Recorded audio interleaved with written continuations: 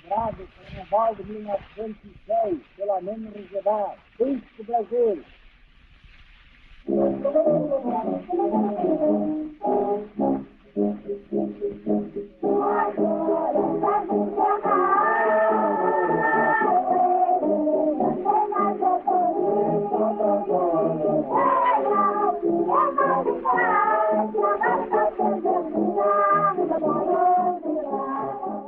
Os ranchos, eles, acho que é um tema assim, interessante porque envolve justamente essa transição de passagem de século, né? Porque você tem o final dos anos do século XIX, né? Final dos anos 1890 para o início do século XX, é quando você tem a presença dessas pessoas, né? Que a gente pode chamar de uma certa formação da cidade do Rio de Janeiro, que envolve a população local e essa migração que acontecia a partir dos portos, né? Você teve toda a criação, né, de uma sociabilidade negra,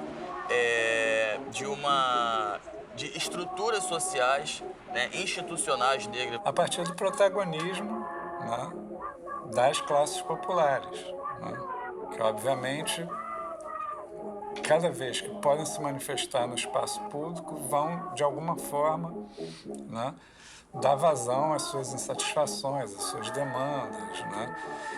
Cria um fato político que, por mais que o poder público tente ordenar, a gente vê isso até hoje.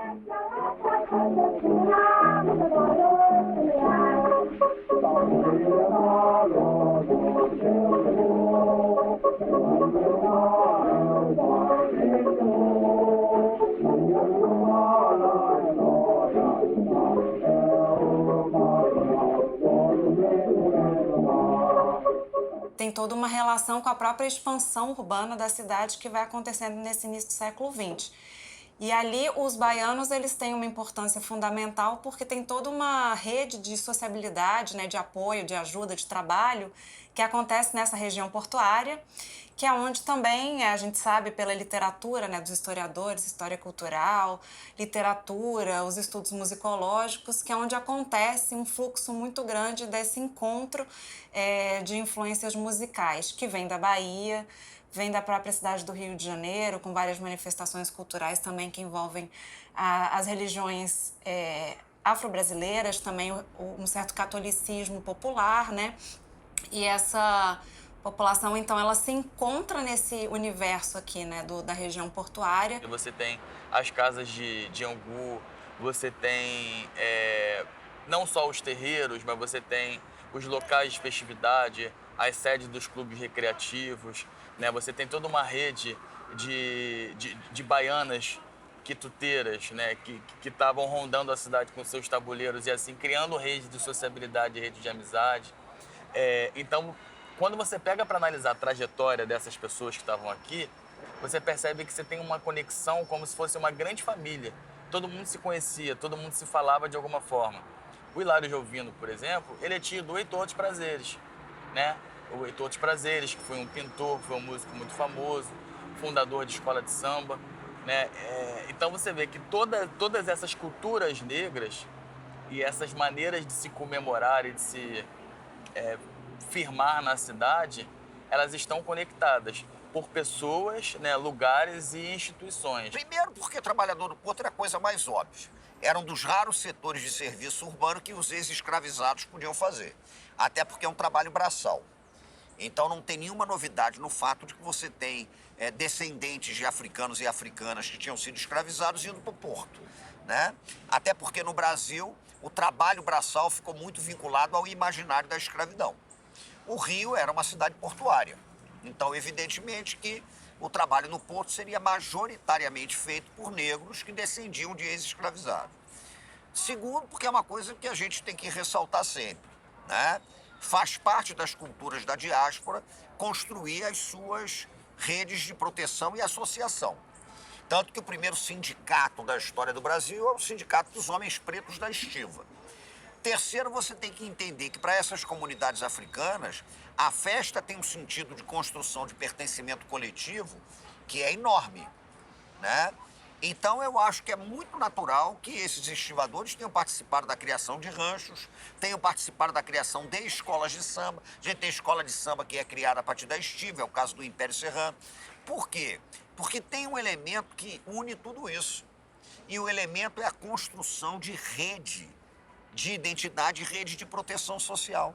Então, quando você diz que pertence a um determinado rancho, ou pertence a uma determinada escola de samba, ou pertence a uma determinada malta de capoeira, é a construção de identidade que está se fundamentando ali, o tempo inteiro. Saudade, márcia, cantada pela São Sebastião.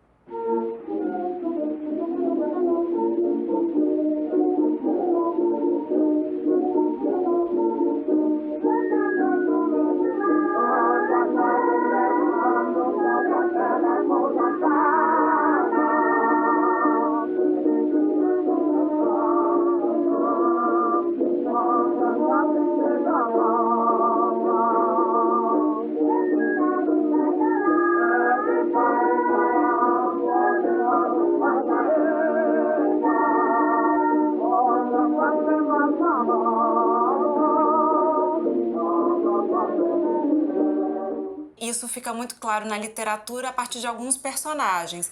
Então, a ideia das tias baianas, né, que são mulheres que, de alguma maneira, elas fazem mediações entre pessoas, fazem os encontros acontecerem, né? Elas fazem comidas e desenvolvem encontros nos seus quintais, né, que era onde aconteciam essas trocas culturais muito fortes.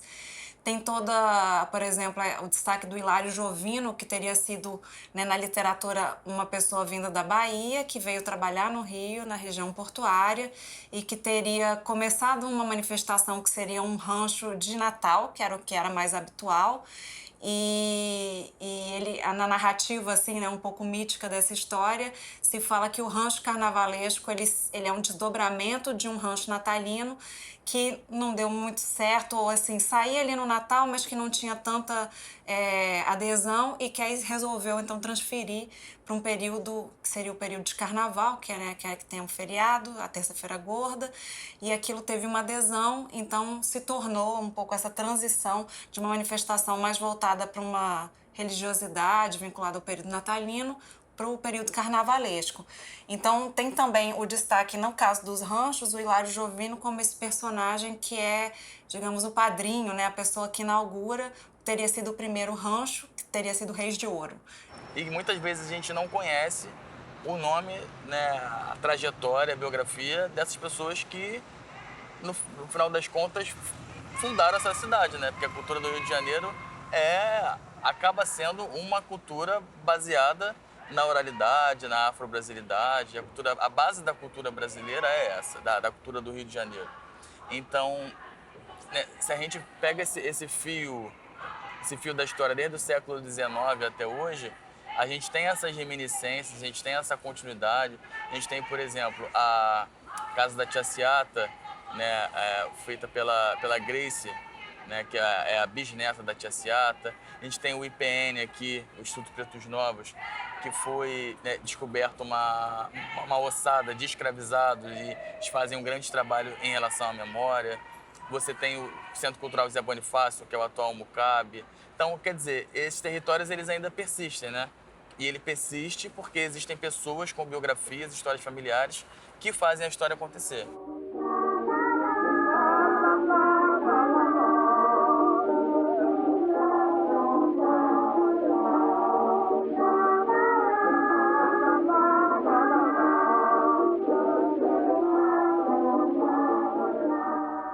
Poderia citar vários nomes que são conhecidos, inclusive, né? Donga e inúmeros outros que são conhecidos, mas muito mais por causa da genealogia do samba, né? Então, se você pegar quase todos os sambistas exponenciais desse período, que vai até 1930, eles participavam de rancho, né? Em alguma medida, né? Então, por exemplo, esse pessoal que se reunia na casa da Tia Ciata, Donga, Caninha, né? Eles frequentavam também as manifestações que o Hilário Jovino, que também frequentava a casa da Tia Ciata, promovia, né? O rancho Dois de Ouros era um deles. Então, eu diria que são as figuras referenciais da música popular das 3 primeiras décadas. Eu considero que o Recreio das Flores ele é um rancho bastante assim, exemplar nesse sentido de ter sido um rancho que tem a sua sede, que tem atividades regulares, que tem uma estrutura artística, musical também importante, né? Tanto que ganhou concursos importantes e que envolvem toda essa ideia também de uma rede de arte, né? Arte popular e arte de camadas já letradas, né? No Rio de Janeiro, porque eles precisavam ter uma definição de um tema, esse tema era estudado, tinha um mestre de harmonia, tinha um repertório musical que envolvia, né? Marcha rancho, samba machichado, marcha regresso. Então, tinha todo um cuidado que envolvia essa valorização e legitimação, como foi no caso do Recreio das Flores e do Ameno Rezedá. Eu acho que é um pouco essa importância também, né? De ter se enquadrado num formato assim que foi valorizado naquele momento. Amenidade, marcha, cantada pela flor do abacate.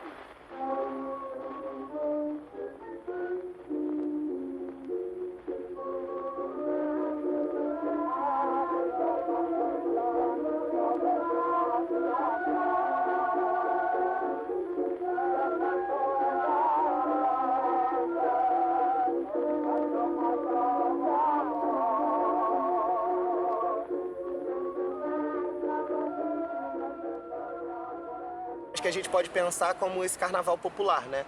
Então você tem essas populações pobres, majoritariamente negras, que foram tiradas do centro da cidade, né? A verdade é que elas foram expulsas, empurradas para os subúrbios, para as periferias da Baixada Fluminense, da Zona Norte, da Zona Oeste, sem que esse processo acompanhasse uma série de políticas públicas que lhe oferecessem condições dignas de vida. E o carnaval, ele é um momento de uma subversão de uma determinada ordem, né? E aí eu estou falando com muitas limitações, mas estou falando da ordem em relação ao espaço, né? Porque são essas populações periféricas que ocupam a cena no centro da cidade, são os seus, se a gente pensar o carnaval carioca, a partir da hegemonia que as escolas de samba começam a ganhar a partir da década de 40, se efetiva na década de 60 e até hoje, se tornam os verdadeiros protagonistas dessa festa. Então, você deu o exemplo da Beija-Flor, mas a gente pode pensar na atual campeã do carnaval também, que é a Grande Rio, que também é da Baixada Fluminense, do Duque de Caxias, e que ocupam a cena, um território hoje, né, o Sambódromo, que é uma construção arquitetônica no centro da cidade que marca a importância do próprio carnaval carioca no nosso território. Então isso é o resultado de um processo histórico que você tem populações marginalizadas, periféricas, que vêm para o centro da cena e se transformam em protagonistas a partir da relevância da sua cultura, da sua arte, da sua forma de organização. Carnaval, ao contrário do que se imagina, ele não é uma festa da alienação. Carnaval é uma festa politizada.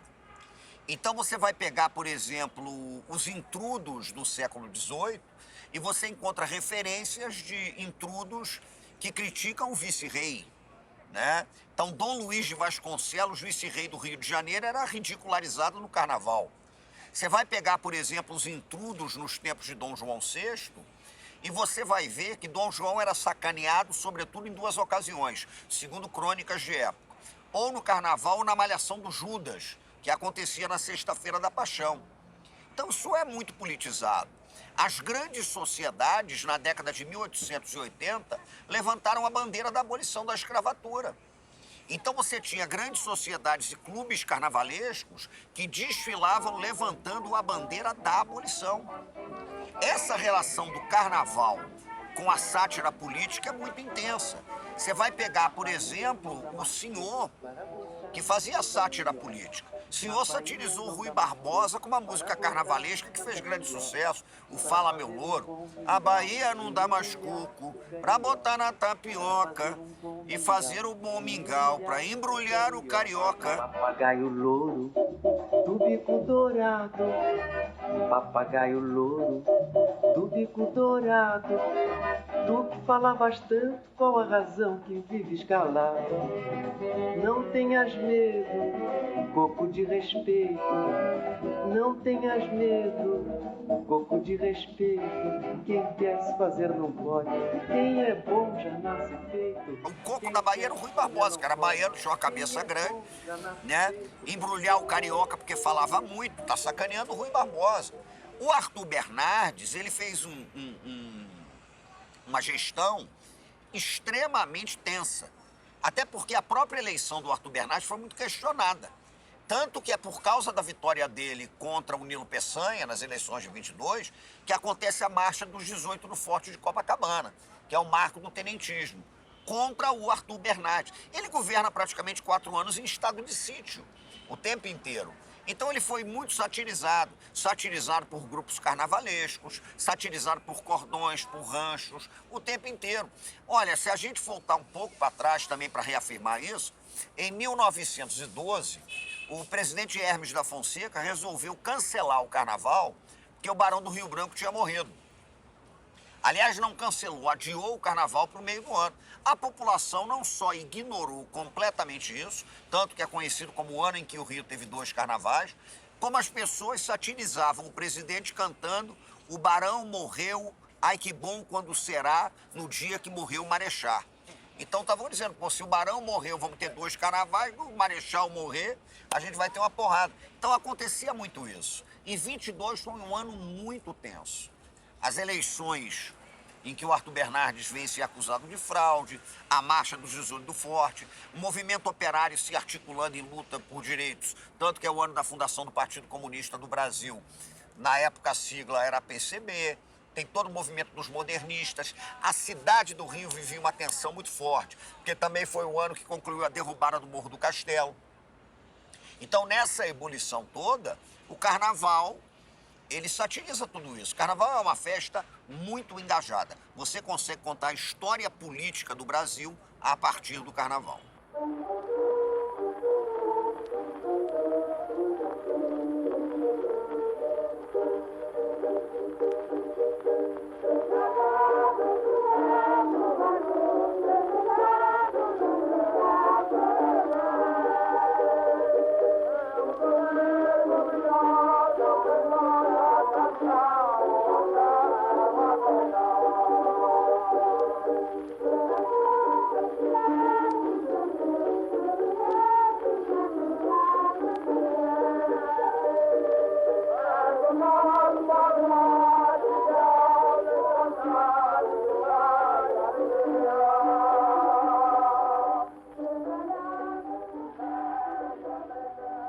Tem uma relação assim de temáticas que elas têm esse caráter mais clássico, né, como a gente estava falando, Paraíso de Dante, né, temáticas dessa ordem, mas tem sempre ali uma conotação crítica, né? Essa leitura ela é sempre muito crítica, ela é muito jocosa, né? Então, e também as expressões culturais, e o carnaval tá aí para mostrar isso, são momentos de crítica política também muito vigoroso, né? E aí você tem situações em trechos musicais ou mesmo em formas de apropriação de um tema que parece um tema muito clássico, mas que tem ali elementos que são elementos do cotidiano, da experiência, do momento ali, né, de situações que estão acontecendo. Isso aparecia nos ranchos, mas com menos centralidade do que, por exemplo, nos cordões, nas marchas que eram mais populares, né? Como eles tinham uma valorização dessa parte musical e artística, no sentido de uma elaboração mais complexa, porque envolvia arte, figurino, harmonia musical, né? Eles tinham também, nesses temas mais gerais e clássicos, a sua base mais estruturante, né? Não era, digamos, tão focados numa crítica mais direta. Mas não deixa de ser espaços em que a crítica acontecia, porque, como eu disse, as atividades aconteciam ao longo do ano, os eventos, né? Os eventos como feijoada, como encontro, como atividade de teatros e tal, e ao tempo inteiro eles estavam ali com uma certa certo posicionamento político, inclusive dos encontros promovidos, né? De ter pessoas de diferentes classes, de ter pessoas, né, que eram, talvez, num discurso político mais tradicional, afastadas, né, cada uma no seu espaço. E esses espaços eram coletivizados. chora, arruma trouxa, diga adeus e vá-se embora. Meu bem, não chora, arruma trouxa, diga adeus e vá-se embora.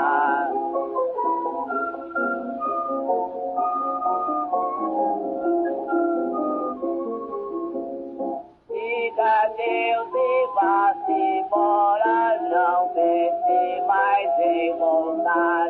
Hoje estou cansada e já não posso te aturar. Diga adeus e vá-se embora, não pense em mais voltar. Hoje estou... Aqueles dias de carnaval, pode-se suspender o tempo ordinário por um tempo que não é esse do dia a dia, do cotidiano. Ele brinca que é quando a casa vira rua e a rua vira casa, porque as pessoas passam o dia fora de casa, na rua, e vira a noite pelo dia. Então, isso é o local propício do carnaval, né? O carnaval, ele não quer retratar a realidade, ele pega, às vezes, a realidade como pano de fundo para poder transformar isso numa arte, numa espécie de arte, de uma expressão, de uma linguagem.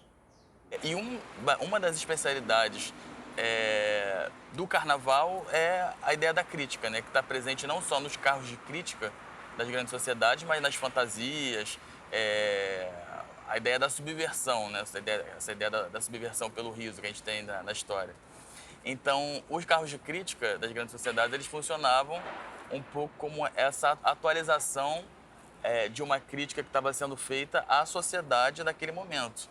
Então, por exemplo, se você tem, como a gente está vivendo atualmente, o preço da gasolina muito alto, provavelmente uma grande sociedade ia fazer um carro que tinha um formato muito específico, né? Ele era um cercadinho de madeira, né? E geralmente com atores, né, que estavam encenando ali, com placas, com dizeres e tal, criticando o preço da gasolina, né? Então, era muito uma ideia de uma atualização e uma visita à sociedade criticamente. E no caso, né, essa função crítica, como é uma função carnavalesca, né, ela não é só da grande sociedade, ela não é só do rancho, das escolas de samba, é uma ideia carnavalesca, a ideia de criticar festejando, isso logicamente passa para as escolas de samba e está presente até hoje.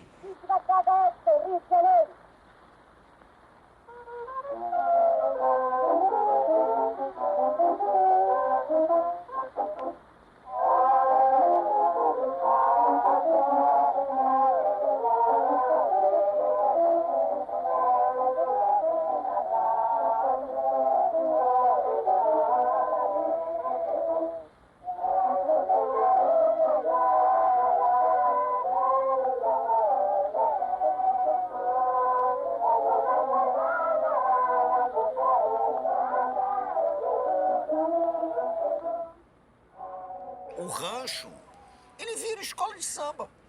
Porque os mesmos caras que começaram nos ranchos é que vão criar as escolas de samba. Isso vai acontecer. Nós temos uma estação primeira de Mangueira que é verde e rosa por causa das cores de um rancho, o Arrepiados. O pai do Cartola era torcedor do Arrepiados. E o Arrepiados era um rancho verde e rosa.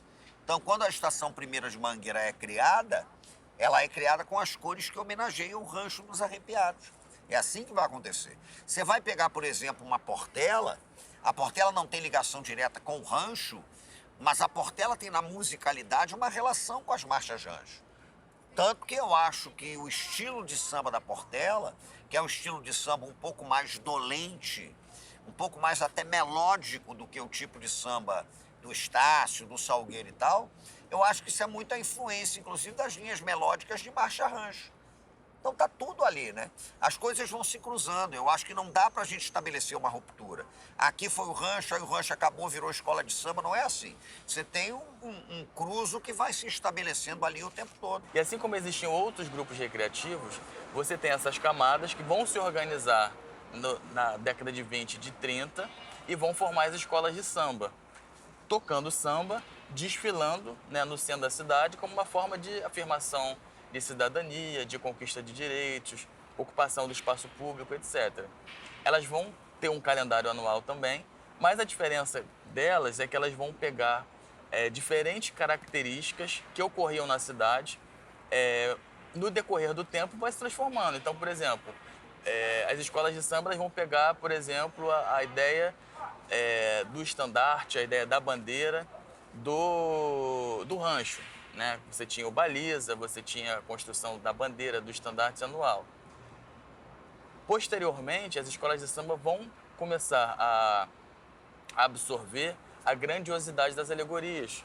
Também, por exemplo, que eram as grandes sociedades começam a minguar, começam a cair e elas começam a absorver essas alegorias para dentro, né, para dentro do seu escopo.